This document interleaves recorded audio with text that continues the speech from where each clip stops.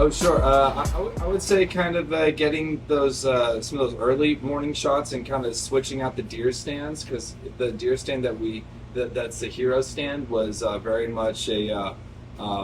I ended up bringing in another deer stand, so it was kind of like a soundstage situation. So really just kind of matching it so that it looked because the hero stand was just way too small. So I would say kind of compensating for that. On the inside, it was a soundstage. Well, no, it wasn't a soundstage. I brought in a different deer stand that was just bigger, and so you could kind of make it look like you were by a corner or whatever. But when really you had enough room for like a light and a camera guy. Oh man, everything went perfect and smooth. Maybe trying to keep that attitude that didn't quite give away what was going on. Although I was pretty spooky, I guess, most of the time. But it was a fairly simple shoot. We had pretty much one location, one part of town. We shot everything. Is there any problem with The Ronin was a pain in the ass. I know that. The little steady cam. But Yeah. I wasn't running it, but somebody else was. Well, that's good. So Yeah, not a whole lot. It went pretty smooth. Yeah, we had a few actually. I think the first one was we were working with a child actor, so having her on set for more than 8 hours and she was the lead. So just being able to maximize that time along with, over 20 effect shots that, we had a CG creature and all that. Our visual effects team was actually partly in Ukraine, and we shot the film around February or March. And so our entire post-production schedule got messed up because of the war. And my supervisor is actually Ukrainian but LA based. And so, we paused post and, 2 months into the war, I had to call him and be like, listen, we've waited, but we kind of have to keep going, And he was like, don't worry about it. Like, we need the work. So, just pushing that schedule and reallocating some of the animation and moving it to U.S. soil instead of doing it in Ukraine, we kind of were able to meld an international pipeline to kind of finish up. But, we did finish 2 or 3 months late. Oh, wow. Yeah. It's a little bigger issue than not. Yeah. Yeah. Or It happens, Yeah, Let's just feel for those people. Yeah. But they appreciated the work, and a lot of them ended up moving to Poland and just working remote, and Wow. getting it done. Yeah.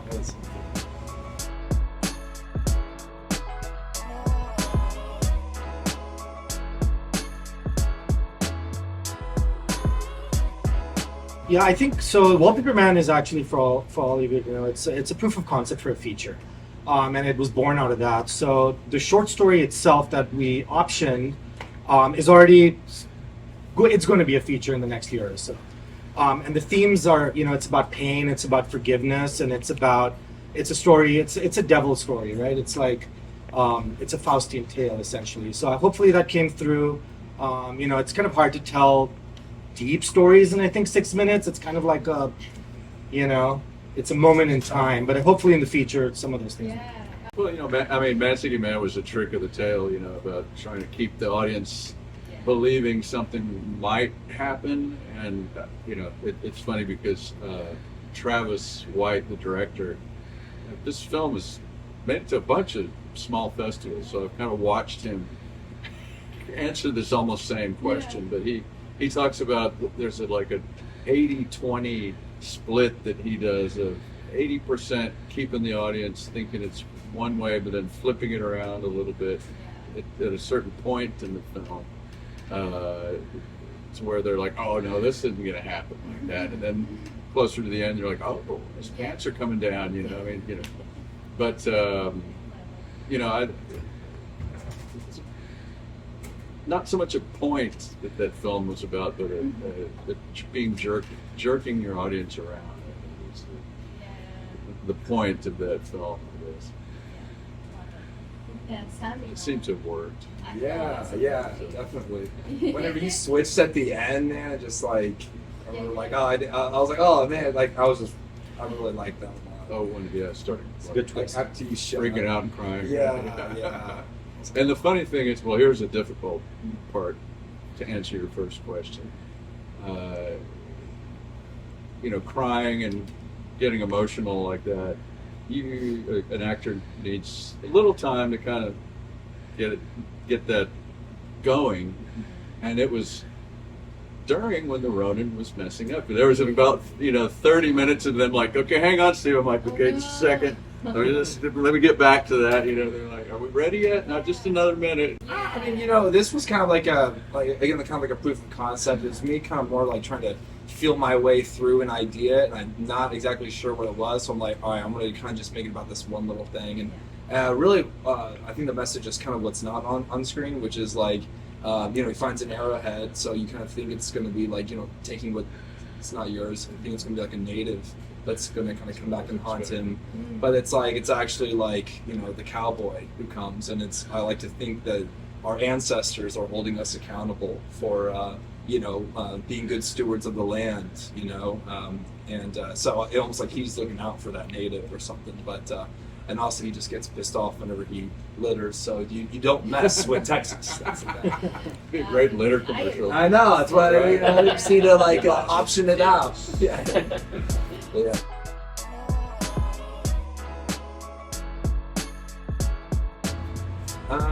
What was your?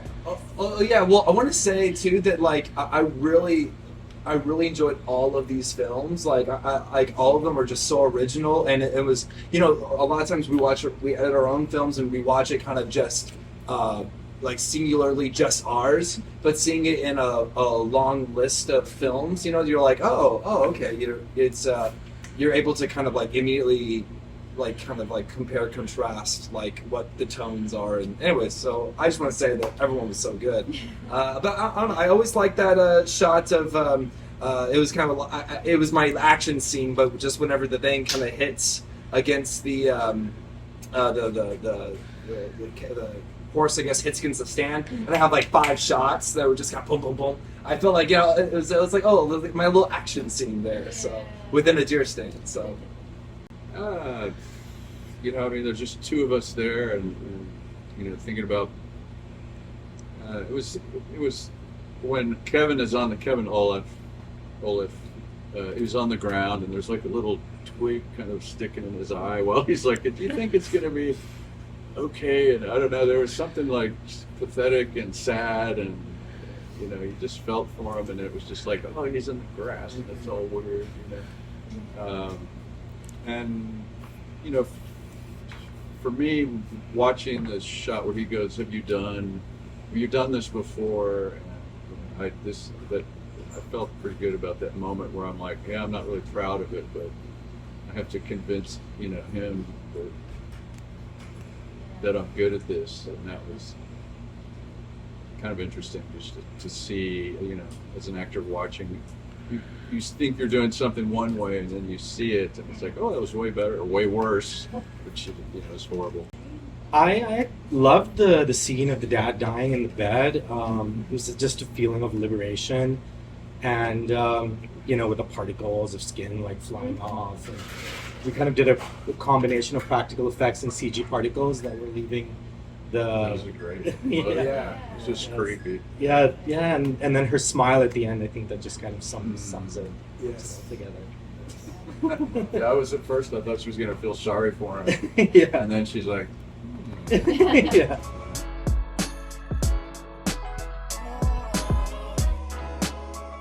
I'm actually going to be in Canada next month doing a commercial for a telecom brand. I do commercials. That's my job. smart. Yeah. Okay. Do you have any? You plan to make it into a feature? Right? This is going to be a feature. I'm also in the running for an action feature that's going to be shot next spring. So we'll hear about that one. That's a different project from this. Someone will be shortlisted. So let's see. What's next for you? Waiting on Robert Rodriguez film to come out called Hypnotic. I had a fun little bit in that. Yes. And then I have no idea. Does anybody know what happened to that film? What was it called? Where it's gone? It's called Hypnotic. Hypnotic. Somebody told me the production company went out. I had some Ben Affleck scenes, Alicia Braga.